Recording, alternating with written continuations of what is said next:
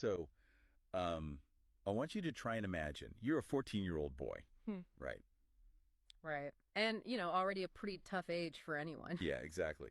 But, well, in this case, you've been shot through the brainstem, like Mm. completely paralyzed, No. and your face has been half torn off. Mm. And then your handlers decide to pump you completely full of these highly volatile experimental alien genetics. Just, as you do. Right. Totally Ugh. normal. And then they force you to wear this heavy, like 1970s iron hockey mask Yeah. just to physically hold yourself together. It's just so brutal. I mean, it's the ultimate escalation of teenage angst into just pure apocalyptic cosmic horror. It really is.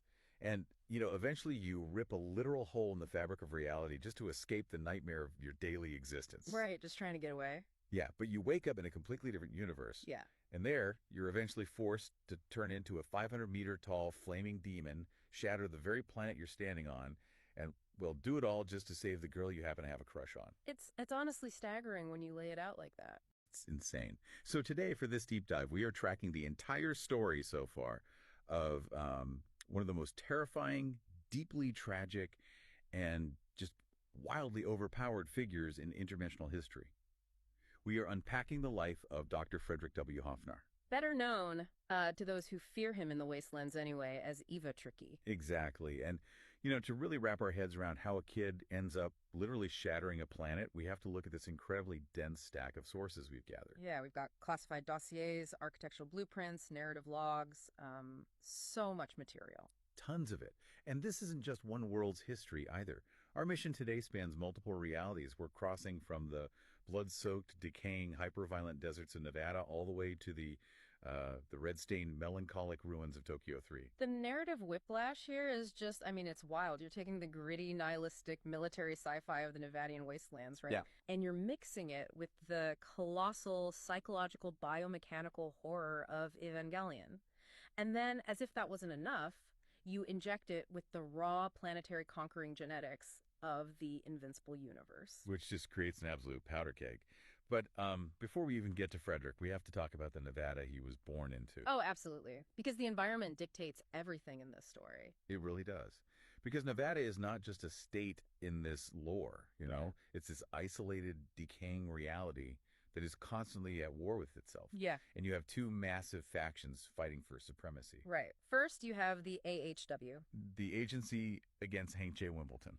which is, wow, it's such a beautifully absurd concept to me. It really is. Like, think about an entire massive militarized bureaucracy, complete with, training facilities, cloning vats, infinite soldiers, and it's all dedicated to one singular objective. Eliminating one man. Exactly. A rogue, legendary mercenary named Hank J. Wimbledon. And the AHW is led by this shadow entity known simply as the Auditor, who is basically a being practically made of dark energy and malice. Pretty much, yeah. But then, operating parallel to them, you have the Nexus Corps. Right. They govern Nexus City. And if the AAHW is pure military output, the Nexus Corps is pure, unchecked science. Yeah, and they're led by Director Phobos.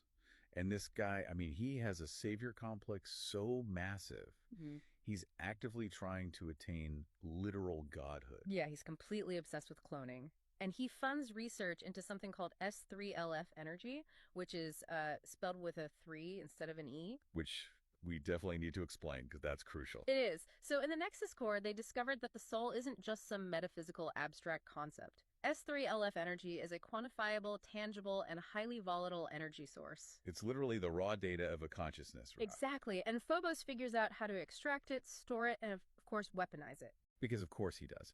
So you've got this world governed by a shadowy demon and a megalomaniacal scientist, both hunting a legendary killer.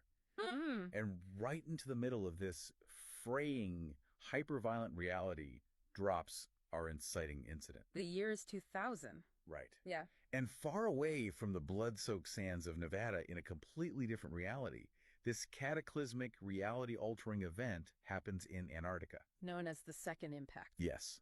And it fundamentally alters the physics and metaphysical makeup of its native Earth. But the energy from that event is so profound that it echoes across dimensions. Yeah, and at that exact chronological moment, the sky above Nevada tears open and a biological stasis pod crashes into the desert. Which brings us to the occupant of this pod.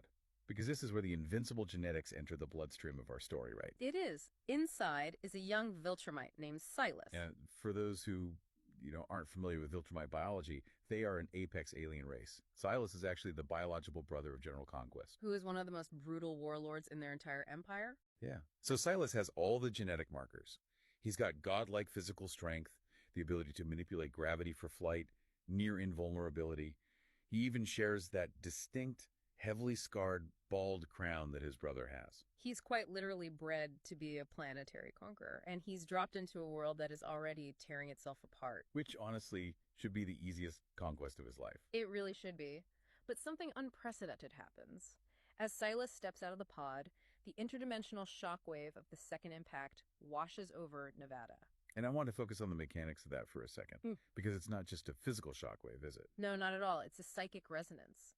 The second impact is tied to the awakening of godlike entities called angels. Right. And it releases anti-AT fields, which is an energy that literally breaks down the boundaries of the soul. So Silas has this biology that can survive flying through the core of a star, but his mind is entirely unprepared for a localized, reality-altering wave of pure psychic trauma. Exactly.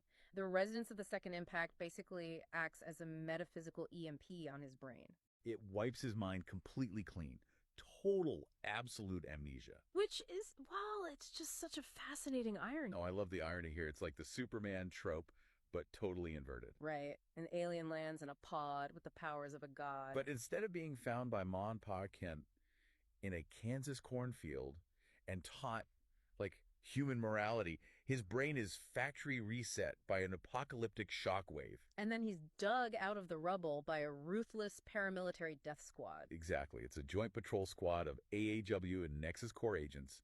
They find him buried under a collapsed building.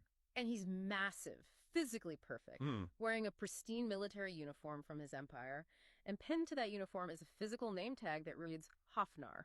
And the patrol squad, they have no concept of extraterrestrials. They don't look at Silas and think, oh, alien. No, they look at this giant who survived a building collapse and think, wow, we need to recruit this incredibly resilient human soldier. So they draft him. Yeah. And the person who drafts him is the squad commander, Annalise.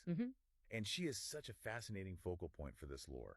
Oh, Annalise is a force of nature. She's a 36-year-old tactical combat prodigy. Yeah, the dossiers describe her standing 5'9", with wild, untamed, curly red hair. And her face is just a map of her violent life. Right. Her left eye is heavily scarred and completely white, blind from combat, while her right eye is this piercing, natural, burning red. And she has an explosive temper. She doesn't just lead her squad, she rules them through sheer intimidation. She screams at the top scientists in Nexus City, too, specifically Dr. Crackpot. She's constantly calling them baka, or idiot. Which is such a funny detail. But my absolute favorite detail about her is her headwear. The dual berets. Yes. So the bureaucracy of Nevada is strictly divided between the AAHW and the Nexus Corps. You belong to one or the other. But Annalise refuses to play that game. Exactly.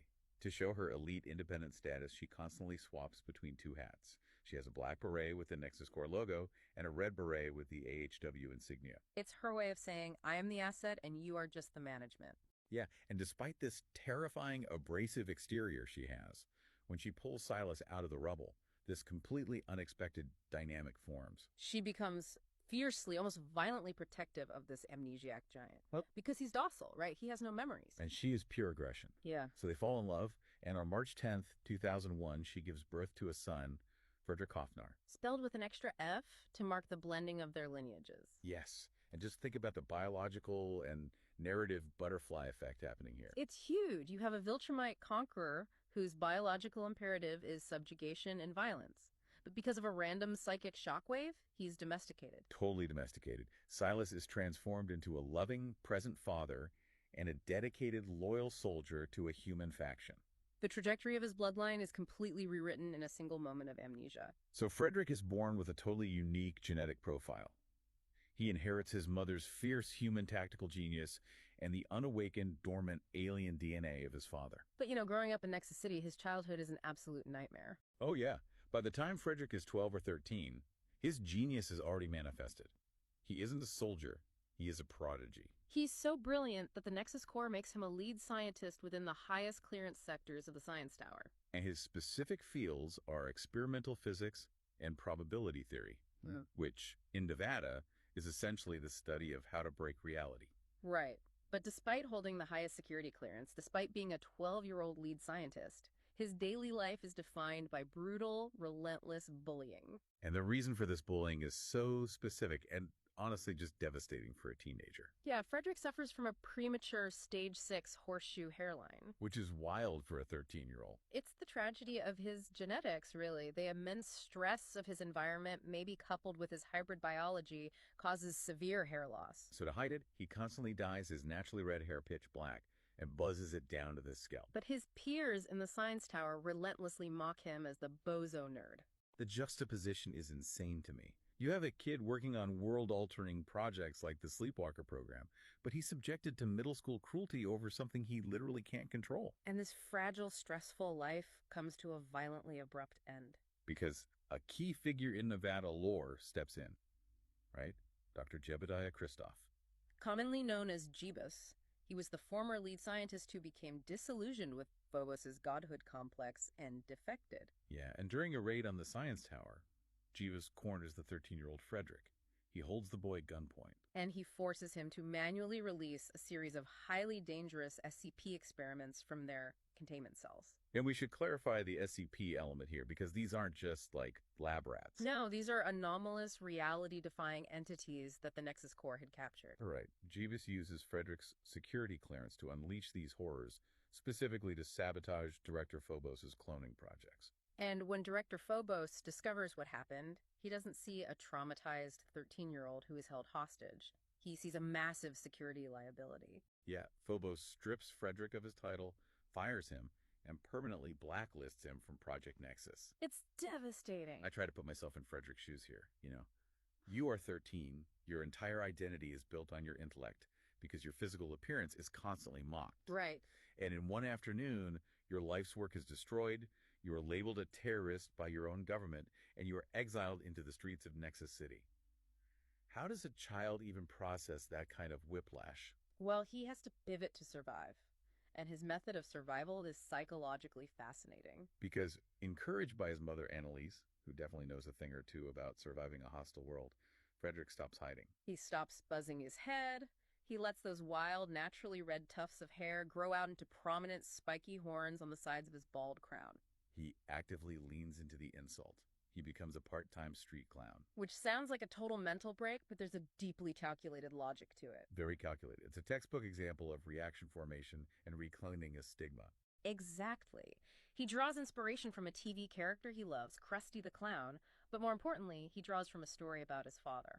Right, because Silas, in his younger days, utilized a mocking, buffoonish clown persona when he fought in boxing rings. By acting like a fool, Silas tricked his opponents into underestimating him. He made them waste their energy before he delivered a lethal counterattack. So Frederick basically weaponizes his own trauma. If you're going to call me a bozo, I will put on the makeup and make you laugh. And while you're laughing, I am analyzing your probability of survival. It's a brilliant defensive armor for a teenager. By becoming the joke, he takes control of the narrative before anyone else can use it against him. But unfortunately, that armor cannot protect him from what the bureaucracy of Nevada does next. Yeah, this is where things get really dark. The relative, albeit strange, piece of the Hoffnar family is completely eradicated in the late 2010s by a single piece of paper. A military courier arrives at the Hoffnar home and delivers a key IA report. Killed in action.